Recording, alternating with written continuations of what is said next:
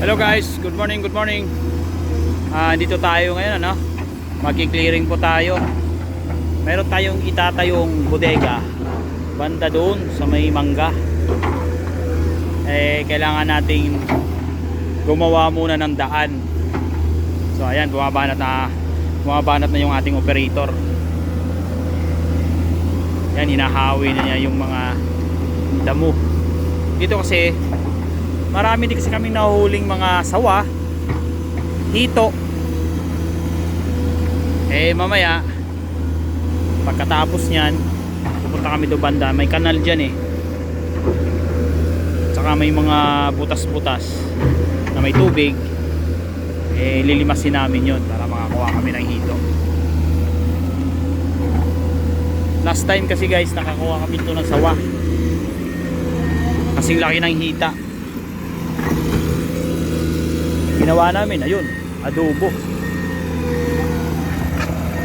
Yan, kailangan mo na kasi hawiin yung mga makakapal na damo. Kasi pag hindi natin hawiin yan, hindi natin i-clear. May mga butas kasi na malalalim. Delikado din yung ating bakbo. Ayan, ano, lagi tayong sumusunod, baka mayroong mahuli tayo sawa, makukuha agad natin.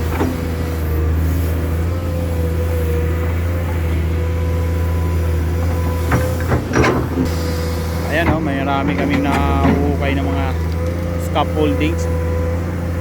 Ayan, tatabi namin yan guys kasi gagamitin pa yan sa construction. Yung mga bakal dyan na mga for scrap, ipunin din namin yan para pambenta naman, at bebenta, opisina na magbebenta yan, ipunin lang namin. So ayan, hihilahin na natin yung scaffolding, lagay natin dito sa malinis na area.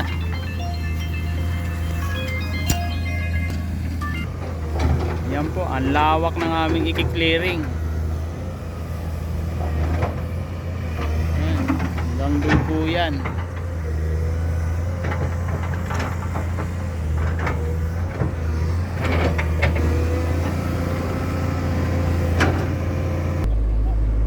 Yan po yung ating magaling na operator. Naka thumbs up na. Alas 12 na rin, kami po yung manananghalian na. Cool down lang po yung unit, mga 5 minutes. Kami po ay kakain na. Pogi ng ating operator. Isa yan sa pinakamagaling naming operator.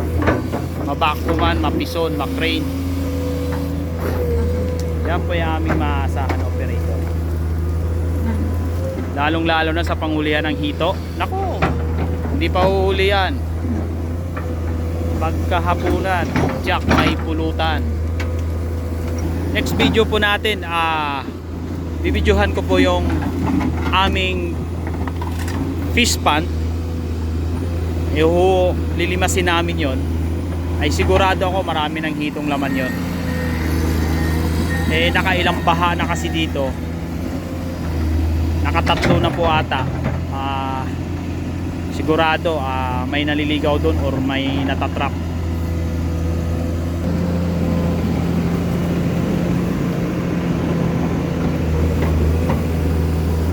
Sa mga ganito kasi guys, mayroon ditong mga nagtatago ng mga sawa, lalong lalo na medyo malamig, tapos may mga butas-butas sa loob.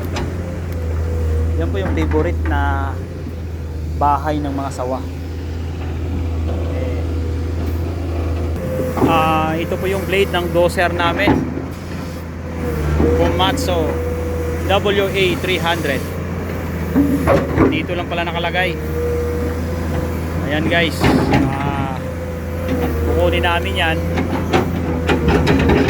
tatabi namin, tapos i-recon kasi magagamit yan. Blade ng WA Komatsu 300.